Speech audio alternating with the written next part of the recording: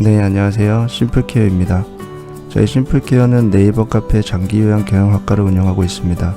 아래 주소를 검색하시거나 네이버 카페에서 장기요양 경영학과를 검색 후 가입 승인 받으시면 필요한 정보나 자료를 얻으실 수 있습니다. 또한 저희는 장기요양 재무회계 예산 결산 보고 및 회계 입력 업무 대행을 진행하고 있고요. 장기요양 사업 관련 법, 제도, 노무, 세무, 회계 관련해서 무료 상담을 진행하고 있습니다. 아래 번호로 전화 주시거나 메시지 주시면 상담 받으실 수 있습니다.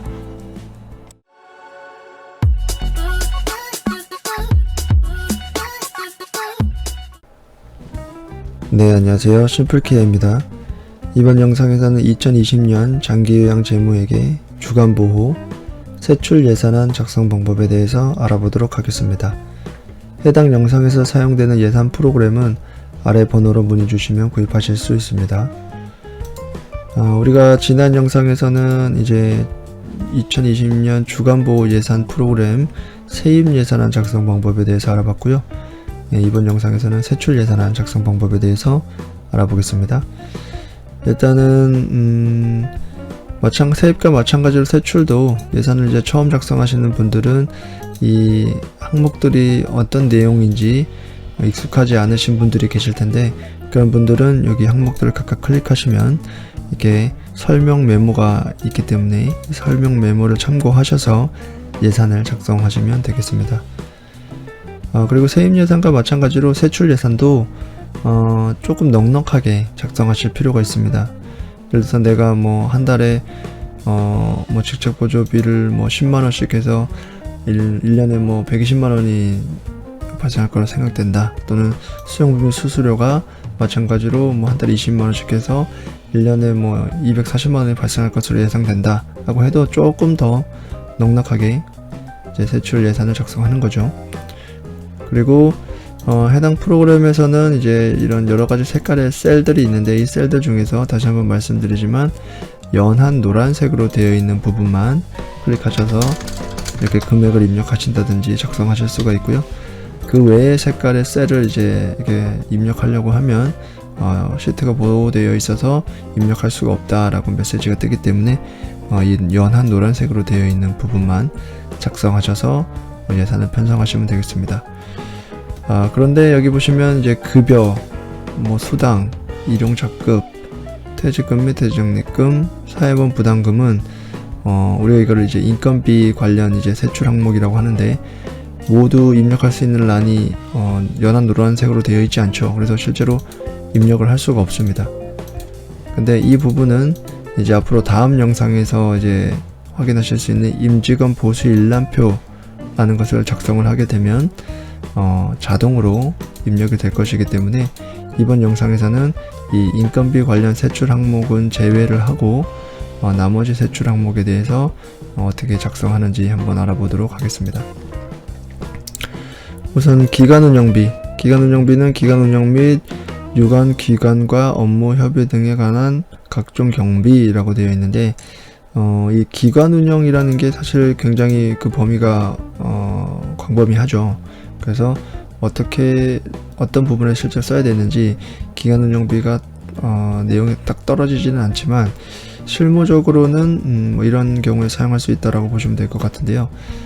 예를 들어서 수급자 어르신이 생일이라서 생일에 대한 생일 선물을 구매해서 준다든지, 생일 잔치를 한다든지, 물론 생일 잔치는 프로그램 사업비로 사용할 수도 있겠지만 생일 잔치를 해서 거기에 발생하는 비용이라든지 그런 부분들 이제 실무적으로 좀 사용할 수가 있겠습니다. 그래서 그렇게 해서 발생할 것으로 예상되는 1년치 지출이 있다면 여기다가 금액을 넣으시면 되고요.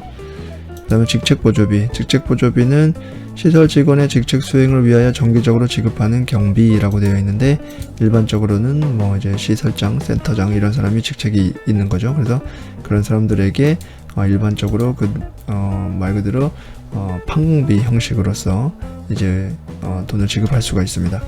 왜냐하면 실제로 시설장이나 센터장 같은 경우에는 이제 외부 활동을 할 수도 있는 거고, 그러면 수급자나 이제 보호자를 만나서 차를 한잔 할 수도 있는 거고, 식사를 함께 할 수도 있는 거잖아요. 그리고 또 기간을 알리는데 또 비용을 지출할 수도 있는 거고, 그래서 그럴 때 이제 판공비 형식으로서 쓸 수 있도록 일종의 이제 경비 형식의 돈을 지급하는 거죠. 근데 이제 해당 직접 보조비는 그러면 얼마를 지급할 거냐라는 부분은 구체적으로 이제 가이드라인이 따로 있지 않기 때문에, 하지만 이제 보건복지부나 이런 곳에서는 일반적으로 한 달에 30에서 50 정도를 권장하고 있습니다. 그래서 그런 정도 선택하셔서 금액을 입력하시면 되고, 참고하실 사항은 이 직책보조비는 운영규정상에 그 내용이 명시되어 있어야 합니다. 그래서 운영규정상에 예를 들어 센터장은 한 달에 30 지급한다 이런 식으로 명시를 해야 그 운영규정상에 명시되어 있는 내용을 근거로 해서 우리가 직책보조비를 지출할 수가 있습니다. 그래서 예를 들어서 뭐 한 달에 얼마씩 12달이면 얼마 해서 1년치를 넣으시면 됩니다. 다음은 회의비고요. 회의비는 이제 각종 회의에 발생하는 소요 경비 또는 다가비 등이라고 되어 있는데, 뭐 이제 보통은 직원 회의를 많이 하게 되겠죠. 그래서 직원 회의를 하게 되면 거기에 발생하는 뭐 다가비 또는 뭐 회식을 따로 하게 되면 회식비 뭐 이런 식으로 이제 예상을 하셔서 1년치를 작성하시면 되겠습니다. 그 다음에 여비는 시설 직원의 국내외 출장여비라고 되어 있는데, 뭐 이제 사회복지사가 어떤 뭐 교육을 받으러 간다든지 아니면 직원이 교육을 받으러 가서 뭐 교통비나 숙박비나 이런 것들을 지원해 줄 일이 있을 것으로 예상되는 금액이 있다면 이제 1년치 얼마 이렇게 넣으시면 됩니다. 그 다음에 수용비 및 수수료는 여기 많은 내용들이 있는데요. 뭐 사무용품, 인쇄비, 집기 구입비, 뭐 도서 구입비, 공공료, 수수료, 등기료, 운송료, 통행료, 주차료, 뭐 소규모 수선비, 포장비 등이라고 되어 있죠. 여기서 이제 간단하게 정리를 하자면 수용비 및 수수료는 일단은 그 금액이 크지 않고, 그리고 소모성으로 발생할 수 있는 어떤 물품이나 서비스에 대한 비용 또는 수수료 등이라고 생각하시면 될 것 같습니다.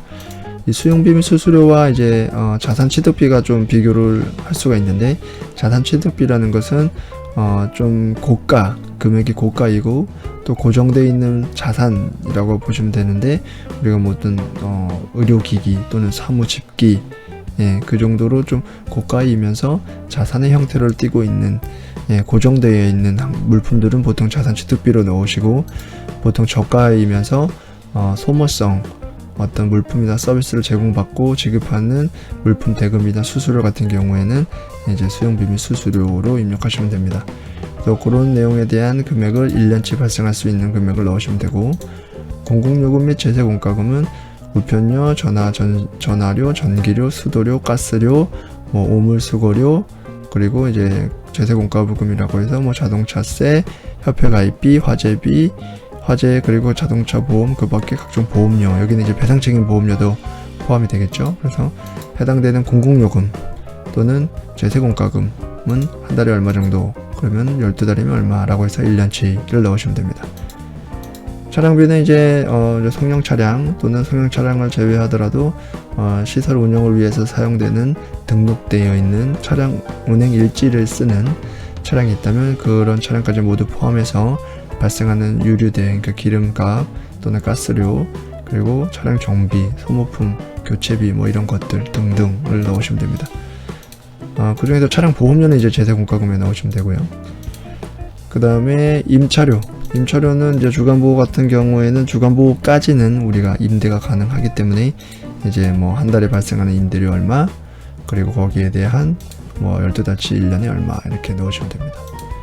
기타 운영비는 시설 직원의 건강진단비, 그 밖에 복리후생에 드는 비용비, 상용 의료비, 급량비 등 운영 경비로 위에서 분류되지 않는 경비라고 되어 있는데, 말 그대로 보통 예전에는 이제 사회복지 재무회계 규칙에는 이제 기타 후생비라는 항목이 있었는데 2018년도에 이제 사회복지 재무회계 규칙도 바뀌고, 그리고 장기요양기관 재무회계 규칙도 새로 신설되면서 이제 기타 운영비로 이제 통합이 됐습니다. 그래서 기타 운영비에는 일반적으로는 이제 복리후생비, 그러니까 직원에 대한 복리후생비라고 해서 뭐 직원에 대한 주간보호에서는 뭐 유니폼을 맞춰서 준다든지, 뭐 앞치마를 맞춰 준다든지, 아니면 직원들의 어떤 여기 말하는 건강진단비가 될 수도 있는 거고, 상용 의료비라고 아까 말씀드린 거 유니폼 같은 것들, 또는 어떠한 뭐 선물을 준다든지 뭐 이런 거 줄 수 있죠. 특별한 날에 연말에 줄 수도 있는 거고, 직원 생일이라고 해서 또 줄 수도 있는 거고,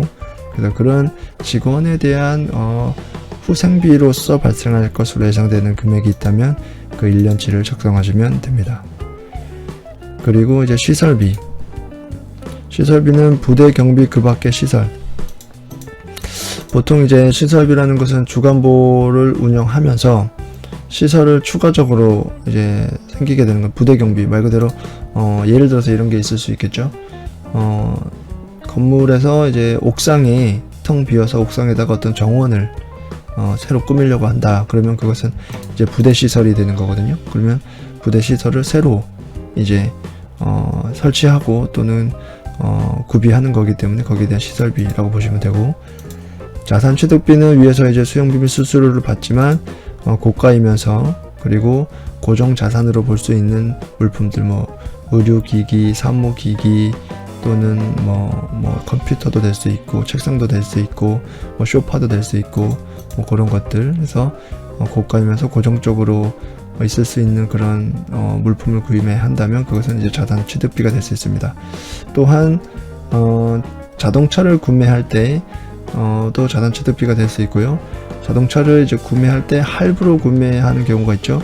예, 그런 경우에도 이제 자산 취득비가 될 수가 있습니다. 시설 장비 유지비 여기 보시면은 건축 설비, 공구, 기구, 비품, 수선비 뭐 등등이 있을 수 있는데, 시설 장비 유지비는 말 그대로 시설을 운영하면서 그 장비를 이제 유지해야 되는 부분이 있죠. 뭐 예를 들어서 엘리베이터를 설치가 되어 있다면 엘리베이터를 이제 보통 한 달에 한 번씩 점검을 하고 유지 관리를 해줘야 되는 부분들이 있기 때문에 그런 시설을 유지하는 데 발생하는 비용 등이라고 보시면 될 것 같습니다.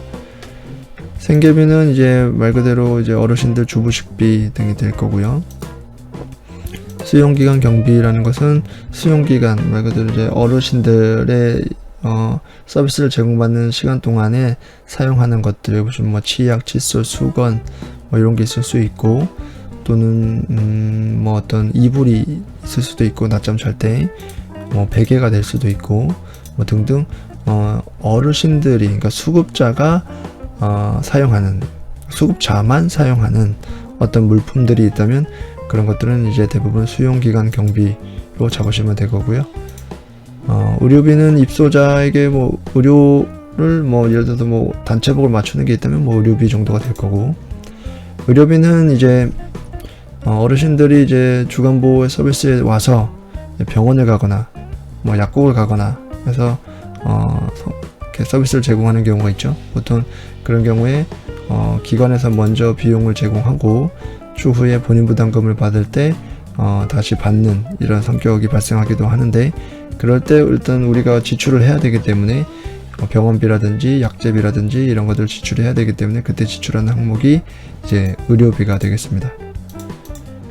장의비는 뭐 말 그대로 입소자가 사망했을 텐데 이런 것은 주간보호에서는 잘 사용하진 않고요. 직업재활비, 자활사업비 이런 것들은 말 그대로 직업재활이나 자활사업을 하는 경우에 이제 거기에 대한 뭐 기자재 구입이나 재료비 등등이 될 거고요. 특별급식비는 이제 이런 뭐 생계비를 제외하고 특별급식을 따로 제공하는 게 있다면 그 금액을 작성하시면 되고, 연료비는 일반적으로는 이 공공요금의 뭐 전기료, 그러니까 난방의 종류에 따라 다르긴 하겠지만 뭐 보통은 가스, 전기 이런 것으로 일반적으로 난방을 다 하기 때문에 공공요금이 포함이 되어 있지만, 겨울에 뭐 한시적으로 뭐 기름 보일러를 뜬다든지 아니면은 뭐 연탄 보일러를 뗀다든지 그런 경우에는 연료비로 따로 산정할 수가 있겠죠. 그런 경우에는 여기다가 또 발생할 것으로 예상되는 금액을 넣으시면 됩니다. 프로그램 사업비는 이제 일반적으로 쓰는 프로그램 뭐 재료비, 그리고 프로그램 강사료 등등이 있겠죠. 그래서 프로그램에 사용되는 모든 비용은 여기다가 또 1년치를 넣으시면 되고, 대연금 판매연금은 이제 복지연구니까 주간보호에서는 사용할 일이 없고요. 기타 전출금은 일본 법인, 개인 등 설치 운영자로부터 전출하는 금액이라고 되어 있는데, 기타 전출금은 전제 조건은 우리가 그 급여 산정 고시에 명시되어 있는 여기 있죠. 주야간 보호는 간호조무사, 간호사, 물리치료사, 작업치료사, 사회복지사, 요양보호사를 포함한 우리가 이런 종사자를 이제 직접 종사자라고 하는데 들어오는 수입 대비 48.21% 이상의 인건비를 지급해야 됩니다. 이게 이제 인건비 비율이죠. 그래서 기타 전출금이라는 것은 인건비 비율 이상으로 충족했을 경우에 또 기관의 운영에 영향을 미치지 않는 한도 내에서 여기 보시면 뭐 개인, 법인, 설치 운영자로 전출할 수 있는 돈이라고 보시면 될 것 같습니다. 그래서 예상되는 금액이 있다면 여기다가 넣으시면 되고요. 관연도 지출, 말 그대로 관연도는 전년도죠. 그래서 전년도에 원래 돈이 지출됐어야 되는데, 예를 들어서 2019년도 12월에 어떠한 공사를 했다든지 어떤 설비를 해서 그 돈이 원래는 2019년도에 지출이 됐어야 됐는데 해를 넘기고 2020년도 1월에 뭐 지출이 됐다, 아니면 지출될 것으로 예상된다 라는 금액이 있다면 여기다가 넣으시면 됩니다. 원금 상환금은 이제 우리가 세입에서 봤을 때 여기 보면은 금융기관 차입금, 기타 차입금이라고 해서 돈을 차입을 하면 이제 그 차입된 금액은 빌린 돈이기 때문에 당연히 갚아야 되겠죠. 그래서 원금을 상환할 것으로 예상되는 금액, 거기에다가 이자도 만약에 지불한다면 지불할 것으로 예상되는 금액이 있다면 넣으시면 됩니다. 잡초질은 시설에 지출하는 보상금, 사례금, 소송 경비 등이라고 되어 있는데, 이런 해당 내용 외에도 위에서 말한 모든 지출 항목을 제외한 별도의 지출할 것이 있다면 이제 잡초질로 예상되는 금액을 넣으시면 되고, 직원 식재료비 지출은 이제 별도 이제 여기다 세출 항목을 만든 거죠. 여기 보면 같은 잡지출인데 직원 식재료비를 지출하는 것이 있다면 여기다가 따로 넣으시면 됩니다. 예비비라는 것은 우리가 1년의 예산 총액, 그러니까 세입 예산 총액에서 1% 한도로서 이제 예비비를 산정할 수가 있는데, 예비비라는 것은 예측이 불가능한 어떠한 특별한 일이 발생했을 때 사용할 수 있는 항목으로서, 예를 들어서 뭐 자연재해나 뭐 그런 것들이 발생할 수 있겠죠. 뭐 홍수가 났다든지 지진이 났다든지 아니면 뭐 화재가 났다든지, 그럼으로써 어떤 시설에 피해가 발생하고 그 피해를 복구하는데 뭐 쓰는 돈, 이 정도가 될 것 같은데요. 그러니까 예측이 불가능한, 보통 예측이 불가능하다고 하면 그 정도는 돼야 되겠죠. 그래서 그럴 때 발생할 수 있을 것으로 예상되는 금액인데, 일반적으로는 산정을 하지는 않습니다. 네, 반환금은 정부 보조금, 반환금. 정부 보조금을 받은 것이 있고 그것을 반환할 것으로 예상되는 금액이 있다면 넣으시면 되겠고요. 운영 충당 적립금, 시설환경 개선 준비금, 각각 항목으로 이제 지출할 적립할 것으로 예상되는 금액이 있다면 넣으시면 됩니다. 여기 운영 충당금, 적립금 지출과 시설환경 개선 준비금 지출은 여기 보시면 이제 이런 적립금 항목은 특별 회계로 이제 따로, 일반 회계와 별개로 따로 이제 회계 처리를 해야 되기 때문에 이렇게 적립을 했다가 지출하는 경우가 발생하면 이제 그때 쓰는 항목이라고 보시면 되겠습니다. 네, 이렇게 해서 이제 2020년 장기요양 재무회계 주간보호 세출 예산안에 대해서 알아봤고요. 다음 영상에서는 마지막으로 2020년 장기요양 재무회계 주간보호 임직원 보수일람표 작성 방법에 대해서 알아보도록 하겠습니다. 감사합니다. 영상이 유익하셨다면 구독과 좋아요 그리고 알람을 설정하시면 새로운 영상을 바로바로 받아보실 수 있습니다.